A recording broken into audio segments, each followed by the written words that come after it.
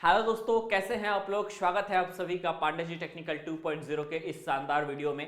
आज के इस वीडियो के माध्यम से दोस्तों हम बताने वाले हैं कि अप्लाइड केमिस्ट्री एक ऐसा सब्जेक्ट है जिसमें बहुत सारे स्टूडेंट फेल होते हैं, लेकिन आज जो तरीका मैं बताऊंगा अगर आपने उस तरीके को फॉलो कर लिया दोस्तों तो आप समझ जाइए कि आपका अप्लाइड मैथमेटिक्स में आपका टोटल 50 में कम से कम 45 प्लस नंबर आने वाला है।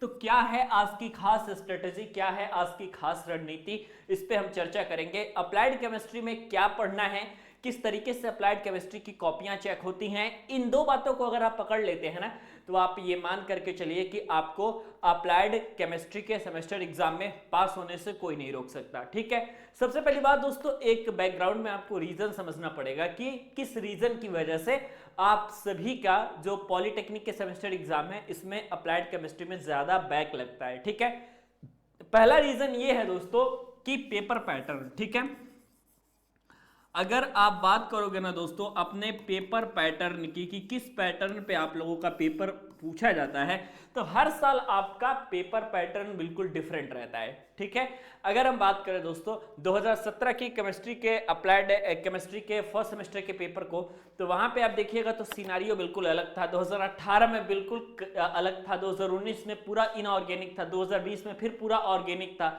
मतलब एक जो प्रॉपर सेट चलता है कि किस ऑर्डर में आपका पेपर आ रहा है बाकी सारे सब्जेक्ट्स के जैसे, वैसे आपका केमिस्ट्री में बिल्कुल नहीं होता। ठीक है, आइए पहले जान लेते हैं कि आपको तैयारी कैसे करनी है, किन चीजों की पहले तैयारी करनी है ताकि आपको जो है अच्छे तरीके से आप पास भी हो पाए और अपने अच्छे नंबर ला पाए। ठीक है, तो मैं सबसे पहले किसी भी स्टूडेंट को यह रिकमेंड करूंगा कि अगर आप अपनी तैयारी करना चाहते हैं तो सबसे पहले आप कार्बनिक यौगिक बहुलक एवं प्लास्टिक से अपना तैयारी का शुरुआत जरूर कीजिएगा। ठीक है, आप सबसे पहले दोस्तों कार्बनिक यौगिक, ठीक है, कार्बनिक यौगिक बहुलक एवं प्लास्टिक, ठीक है, कार्बनिक यौगिक बहुलक एवं प्लास्टिक, यहां से दोस्तों आप लोगों को शुरुआत बहुत अच्छे से करना है। ठीक है, शुरुआत बहुत अच्छे से करना है दोस्तों आपको कार्बनिक यौगिक बहुलक एवं प्लास्टिक से।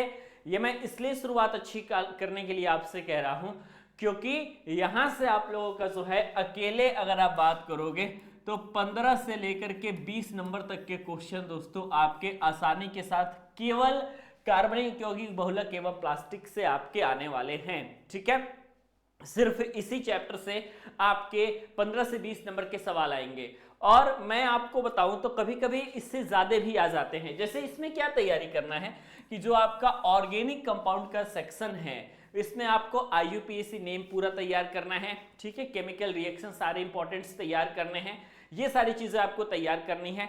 तो आपका जैसे कि IUPAC नेम पहले क्या हुआ था कि 5-5 नंबर में जो क्वेश्चंस थे उसमें मैक्सिमम क्वेश्चंस आपके IUPAC नेम से आ गए थे। तो जब आपके IUPAC नेम से मैक्सिमम क्वेश्चन आ गए थे तो आपको ये पता चला था कि भाई मतलब मजा ही आ गया था।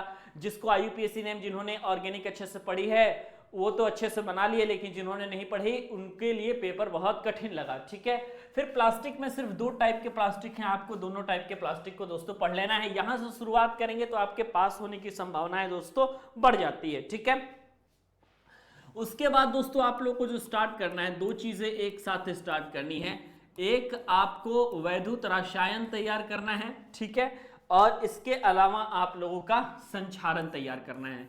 समझ रहे हैं आप? एक तो आप संक्षारण किसे कहते हैं, संक्षारण होता क्यों है, इसके पीछे का रीजन क्या है और उससे बचने के लिए हम कौन कौन से उपायों को अपनाते हैं, ये चीजें भी आपके लिए जाननी जरूरी है। तो संक्षारण में सिर्फ यही क्वेश्चन पूछा जाता है। अगर आपने सिर्फ 3 हेडिंग तैयार कर ली कि संक्षारण किसे कहते हैं, ठीक है, और संक्षारण क्यों होता है, इससे बचने के उपायों का वर्णन कीजिए, सिर्फ अगर आपने इतनी टॉपिक तैयार कर ले तो आप मान करके चलिए कि संक्षारण आप पूरा चैप्टर ही तैयार कर लिए हो।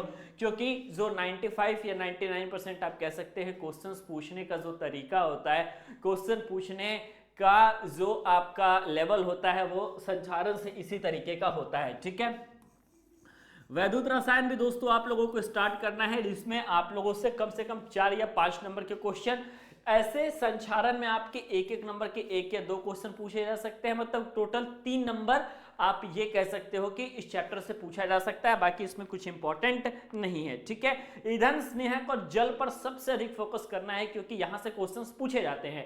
डेफिनेशंस वाले क्वेश्चन जो होते हैं, अगर आपके सेमेस्टर एग्जाम में कहीं से पूछे जाएंगे तो वो ईंधन वाले चैप्टर से डेफिनेशन लेवल के जितने क्वेश्चंस है, जितने पॉइंट बना करके लिखने हैं, जितना ज्यादा से ज्यादा आप लिख सकते हो वो आप ईंधन में ही लिख सकते हो। ठीक है, फ्यूल वाला जो आपका चैप्टर है, इस फ्यूल वाले चैप्टर में ही आप ज्यादा से ज्यादा लिख सकते हो। जितना बना करके लिखना है, जितनी कॉपियां भरनी है, सिर्फ फ्यूल वाले चैप्टर से आपका भरना होगा, क्योंकि यहाँ पे लिखने के लिए आपके पास बहुत सारी चीजें होती हैं। ठीक है, इसके अलावा फ्यूल के अलावा जो लुब्रिकेंट वाला चैप्टर है, ठीक है, ये हो गया, और जो आपका जल है ये हो गया। ठीक है, ये 3 सेक्शन आपके पास बहुत बड़े बड़े हैं, जिसमें आप लोगों का जल जो है सबसे बड़ा आपका सेक्शन है, जिसमें आपका हार्ड वाटर को रिमूव करने की जितनी विधियां हैं एकदम फिक्स है कि यहां से क्वेश्चंस आएंगे, और यही कारण है कि यहां पे आपका सिलेबस थोड़ा सा ब्रॉड हो जाता है और ये आप पता नहीं कर पाते कि क्वेश्चंस आपके एक्चुअली में कहां से पूछे जा रहे हैं। ठीक है, तो ये चीजें आपको जाननी जरूरी है। स्नेहक वाला जो है आप लोगों का एक प्रकार से आप कह सकते हैं कि आपका एक स्मॉल यूनिट है। ठीक है, आपका जो लुब्रिकेंट का यूनिट है वो आपका एक प्रकार का आप कह सकते हैं कि बहुत ही स्मॉल यूनिट है, जो कि आप देख रहे हैं, एक छोटा सा यूनिट है, जो कि आपको स्नेहक की विशेषताओं के बारे में आपको पढ़ना है। ठीक है, बाकी आपका जो हो गया दोस्तों, बाकी आपका जो हो गया, आपका जो वाटर वाला सेक्शन है इसको तो आपने देख ही लिया, और फ्यूल, तो यहां से तैयारी शुरू करिएगा। और अगर सिर्फ आप यहां पे खत्म कर देते हैं जल वाले चैप्टर पे, जहां तक मैंने बताया, तो आप समझ जाइएगा कि आपका जो है बहुत बेहतरीन अंक आने वाले हैं और आपको किसी प्रकार की प्रॉब्लम दोस्तों नहीं होने वाली है। ठीक है, तो ये तो रहा। अब कहने का मतलब है कि बहुत सारे लोग ये सोचते हैं कि पेपर हार्ड लेवल का क्यों आता है। एक्चुअली में कुछ चीजें जो आपकी न्यूमेरिकल आ जाती है ना, जो कि आपके लिए सबसे अधिक प्रॉब्लम क्रिएट करते हैं। ठीक है, आपका जो कुछ न्यूमेरिकल का सेक्शन आता है, इस न्यूमेरिकल के सेक्शन पर अगर आप ध्यान से देखेंगे तो अगर हार्ड लेवल का न्यूमेरिकल चाहे फ्यूल से चाहे वाटर से पूछ लिया गया, क्योंकि संभावनाएं इसी बात की सबसे ज्यादा हैं कि इसी 2 चैप्टर से आपके न्यूमेरिकल पूछे जाए। ठीक है, या तो फ्यूल से पूछे जाए या फिर आपके वाटर से पूछे जाए, तो फ्यूल या वाटर इसी से आपके जो है दोस्तों न्यूमेरिकल पूछे जा सकते हैं। और अगर आपको पूछना है फ्यूल और वाटर से न्यूमेरिकल, तो फिर आपका मतलब मान लीजिए कि थोड़ा सा डिफिकल्टी लेवल बढ़ जाती है, लेकिन आपको टेंशन नहीं लेना है, उसी डिफिकल्टी लेवल पे आपको काम करना है। और कंटिन्यूअस अगर आप ऐसे काम करोगे तो आपका इतना पढ़ लोगे तो आपका जो है 100% बेहतरीन अंक आ जाएंगे। अब सवाल ये है, सिर्फ पढ़ने से तो आपके अंक आ नहीं रहे हैं, अब इस चीज को how to represent in the paper, इसको हम पेपर में कैसे रिप्रेजेंट करें, इस तरीके को भी आपको ढूंढना पड़ेगा। इसीलिए मैंने केमिस्ट्री की कॉपी कैसे लिखे एग्जाम में, इसके लिए मैंने सेपरेट वीडियो बनाई है, तो आप जो है उस वीडियो को भी चेक कर सकते हैं। ठीक है, तो मुझे उम्मीद है दोस्तों ये वीडियो आपको पसंद आई होगी। अगर आपको ये वीडियो पसंद आती है, वीडियो को लाइक जरूर कीजिएगा, चैनल पर नए हैं तो चैनल को सब्सक्राइब कर लीजिएगा, बेल आइकन को प्रेस कर लीजिएगा, ताकि लेटेस्ट वीडियो की जानकारी आपको सबसे पहले मिला करे। वीडियो देखने के लिए और हमारे साथ बने रहने के लिए बहुत बहुत धन्यवाद।